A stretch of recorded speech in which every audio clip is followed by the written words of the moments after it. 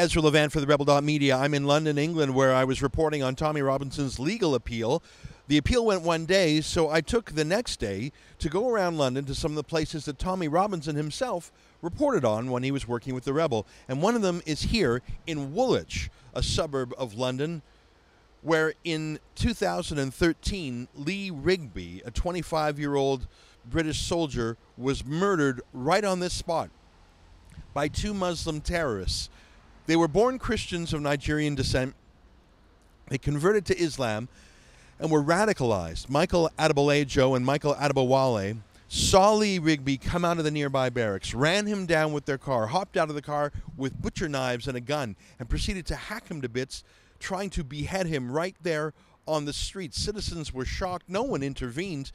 Someone filmed the attackers on video. Take a look at Michael Adebolejo, literally covered in Lee Rigby's blood, brandishing his machete, telling people exactly what he was doing and why.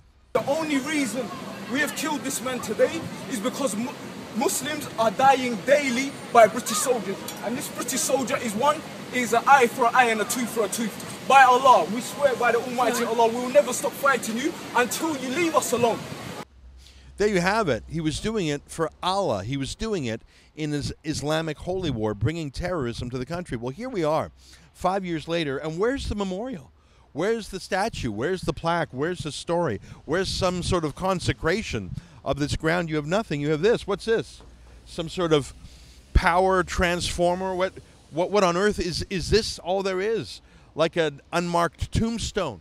What all there is some flowers and a tiny brass plaque on the ground, covered in dirt, and more to the point, without any meaning, in loving memory and a tribute to a true hero, Lee Rigby, his date of birth and the day he was murdered, in our hearts forever, but with no explanation.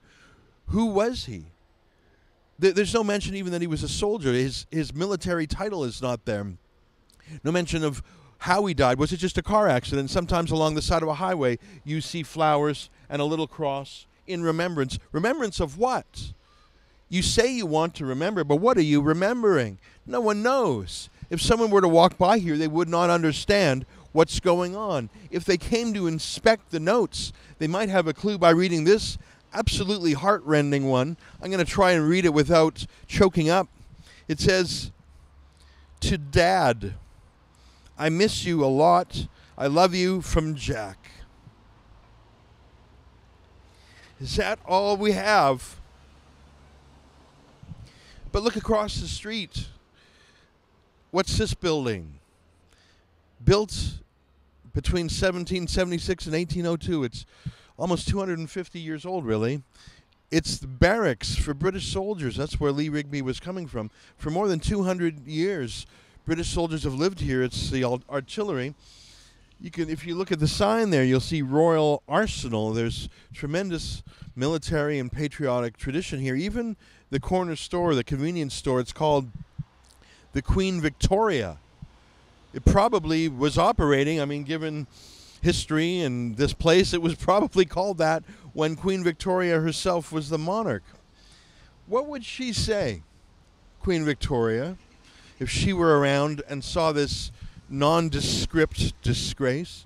What would the men who built this and who have loyalty manned it for more than 2 centuries, what would the people who started this 200 years ago say about the United Kingdom of 2018?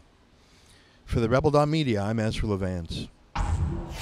If there was ever proof that the British government was reluctant to recognize Islamic terrorism, this is the proof. For the Rebel.media, I'm Ezra Levant.